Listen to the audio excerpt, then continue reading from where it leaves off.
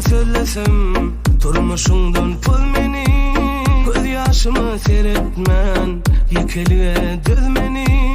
Sana yalan söylesem yüreğimden üzmeni, terk edilen aşıklan hatırına dülmeni.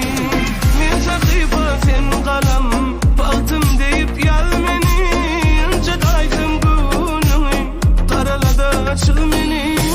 Yavuzsuna damcala söyüyün bilen gelmeni, men ılgarın edimde sen söymekti ol meni. Sana yalan söylesem yapsın kızır köz meni, ahlas bilen ilasam sana kavuşur il meni. Meni güldürüp bilmez senden ölve göz meni, şın yürekten bakleder şol mahalle yüz meni. Sana yalan söylesem yapsın kızır köz meni, ahlas bilen ilasam sana kavuşur il meni. Meni güldürüp bilmez senden ölve göz meni, şın yürekten bakleder şol mahalle yüz meni.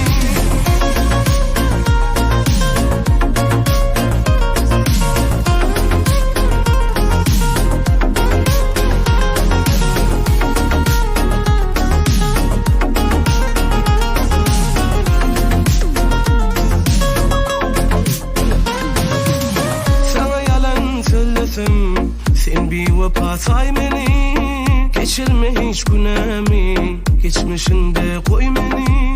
Men doğruyum göm şol vakit aşklarına dan beni.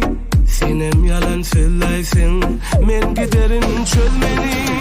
Kahır bilen yaksanam nehir bilen söy beni, ara uzak bulsa da yakınında duy beni. Sana yalan söylesem bağışlama pul beni, duruşum bilen ütbüdür barcası yansır beni. Sana yalan söylesem yapsın kızır köz beni, ahlas bilen ilasam sana kavuşur il beni. Meni güldürüp bilmez senden ölve göz beni, şın yürekten bakleder şol mahalle yüz beni. Sana yalan söylesem yapsın kızır köz beni, ahlas bilen ilasam sana kavuşur il beni. Meni güldürüp bilmez senden ölve göz beni, şın yürekten bakleder şol mahalle yüz beni.